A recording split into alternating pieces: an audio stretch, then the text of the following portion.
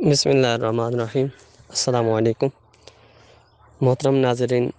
آج کا ٹاپک مدینہ منورہ میں مسجد نبوی کے صحن میں جو چور چور کے نعرے لگائے گئے،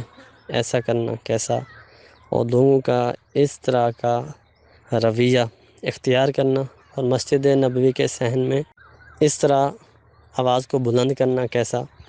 اس حوالے سے سنتے ہیں۔ پہلی بات تو یہ ہے کہ مسجد نبوی کا جو تقدس ہے اس حوالے سے قرآن پاک میں جو فرما دیا گیا کہ اپنی آوازوں کو پست رکھو اور اپنی آوازوں کو دھیما رکھو نبی کریم صلی اللہ علیہ وسلم کی بارگاہ میں، تو صحابہ کرام کا عمل تو یہاں تک تھا کہ آپ آپس میں گفتگو فرماتے تو ایسی گفتگو ہوتی جیسے آدمی کسی سے سرگوشی کرتا ہے۔ سرگوشی کہتے ہیں اتنا دھیمے سے بات کرنا کہ تیسرے شخص تک آواز نہ جائے۔ یہ صحابہ کرام کا عمل اس بات پر دلالت کرتا ہے یا ہمیں سکھاتا ہے کہ مسجد نبوی کا تقدس بے شک ایسا ہے کہ آدمی وہاں پر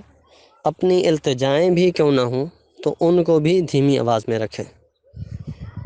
اب صورتحال یہ ہے کہ مسجد نبوی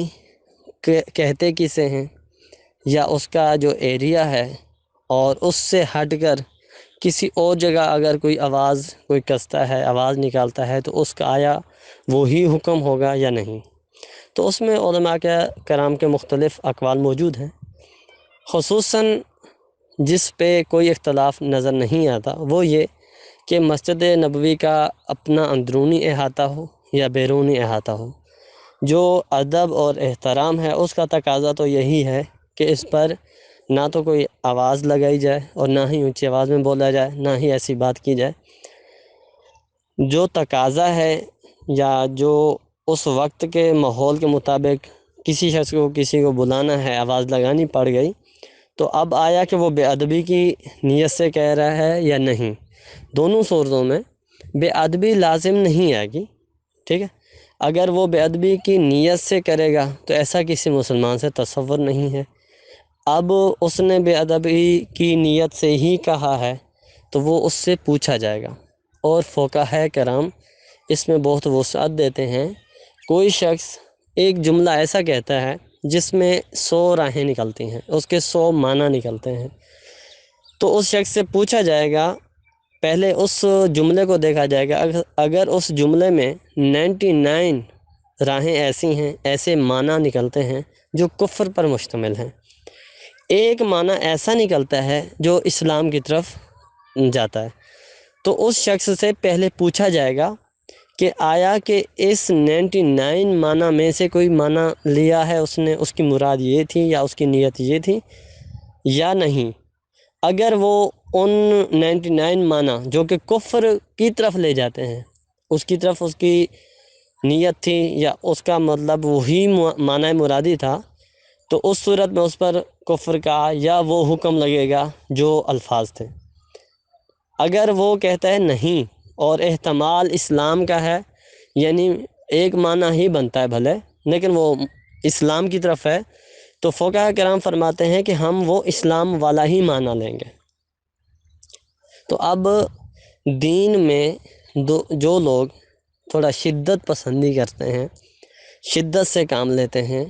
وہ ان فقہاء کرام سے عاری ہوتے ہیں، ان فقہاء کرام سے دور ہوتے ہیں۔ جو اسلام کی روح ہے، اسلام کی جو اوریجنل اسلام کی نالج ہے، اس سے ایسے دور ہوتے ہیں، بس ان میں اسلامی جذبات ایسے ہوتے ہیں کہ کسی کے کوئی سا بھی فعل دیکھا اس پر حکم لگایا، اور صرف ایسا نہیں کہ حکم لگایا۔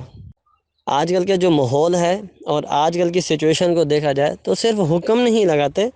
بلکہ بعض اوقات وہ اس کا حکم کے ساتھ ساتھ عمل بھی کر ڈالتے ہیں۔ مثال کے طور پر کسی شخص کو لگا اس نے یہ گستاخی کی ہے،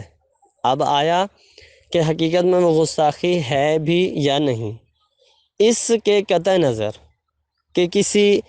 اسلامی اسکالر جو مفتیان کرام ہیں ان سے پوچھا جائے، اس کی شرعی رہنمائی لی جائے، اب آیا کہ اس کا حکم کیا ہوگا، جو حکم جو ہمیں فتویٰ ملے جس پر عمل کیا جائے، نہیں، بلکہ قانون کو اپنے ہاتھ میں لیتے ہوئے یا پھر اس کو اپنی زوم فاسد میں گستاخ رسول یا توہین مذہب کا نام دیتے ہوئے اس پر کارروائی تک کر گزرتے ہیں۔ اب آیا کہ مسجد نبوی کے صحن میں ان لوگوں کا یہ آواز کسنا، یہ درست ہے یا غلط؟ اس چیز کا تو سب کو ہی پتہ ہے کہ مسجد نبوی کا اپنا ذاتی احاطہ ہو یا جسے ملحق جگہ کہتے ہیں، جسے فنا کہتے ہیں، وہ جگہ ہو، تو ان سب جگہ پر ادب و احترام کا تو کوئی بھی منع نہیں کرے گا، کوئی بھی اس سے اختلاف نہیں کرے گا کہ وہاں ادب و احترام نہ کیا جائے، ادب و احترام تو کیا جائے گا۔ لیکن ان کا یہ آوازیں لگانا، اب وہ مسجد نبوی کی توہین کے طور پر لگا رہے ہیں یا اپنے ذاتی اناد کی وجہ سے یا کسی اور وجہ سے لگا رہے ہیں۔ اب ان معنی اور مطالب کو دیکھے بغیر یہ حکم لگا دینا کہ انہوں نے توہین مذہب کی ہے، توہین مسجد نبوی کی ہے، یہ حکم لگانا بھی غلط۔ اور ان لوگوں کا یہ کہنا کہ ہم تو اس وجہ سے نہیں کہ مسجد نبوی میں تھے تو مسجد نبوی کی بے ادبی کرنے کی وجہ سے ہم نہیں کر رہے تھے، ہم تو فلاں شخص کی فلاں ایسی کیفیت یا اس کی ایسی حرکت تھی جس کی وجہ سے ہم یہ سب کر رہے تھے، تو اب ان کا یہ دلیل دینا بھی کارآمد نہیں ہے۔ اس کی وجہ یہ ہے کہ جس جگہ پر وہ موجود ہیں پہلے اس جگہ کے تقدس کو دیکھا جائے گا، اس کے بعد ان کی آرا دی جائیں گی۔ اب ان کی یہ جو بے ادبی ہے جان بوجھ کر کی ہوتی تو اس کا حکم الگ ہوتا، لیکن چونکہ بے ادبی ہوئی ہے تو وہ اللہ کی بارگاہ سے توبہ کریں۔ اب آیا کہ اس پر حکم کیا ہوگا؟ حکم اس کا یہ ہوگا جو حکومت وقت ہے وہاں کی،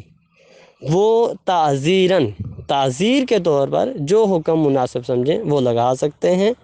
اب آیا کہ وہ توہین مسجد نبوی کے زمرے میں کوئی حکم لگاتے ہیں یا اپنی گورنمنٹ کے حوالے سے کوئی ایسا حکم لگاتے ہیں جو ان کی گورنمنٹ کے حوالے سے ان کے کسی اصول کو انہوں نے توڑا ہوگا، تو اس زمرے میں آئیں گے، اس زمرے میں آئے گا تو وہ حکم لگائیں گے۔ تو اس میں حکومت وقت کو اختیار ہے کہ وہ ان کے اس عذر کو بے ادبی ڈکلیئر کرے یا نہ کرے۔ ان کا یہ بے ادبی کرنا بے ادبی میں شمار تو ہوگا، اب وہ جان بوجھ کر کی گئی ہو یا اتفاقاً ہوئی ہو، دونوں صورتوں میں حکومت وقت ان پر حکم لگائے گی۔ اب آپ اور میں یا کسی کو یہ حق نہیں پہنچتا کہ ہم اپنے زوم فاسد میں، اپنے زوم میں، اپنے گمان میں ان پر اپنی طرف سے کوئی فتویٰ لگائیں اور ان پر کوئی حکم لگا لیں۔ باقی اللہ بہتر جانتا ہے۔ اللہ ہمیں پھر بھی اپنے مذہبی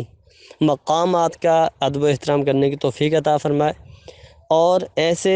چاہے وہ سیاسی ہوں یا غیر سیاسی ہوں، ایسے نعروں سے، ایسی ہر اس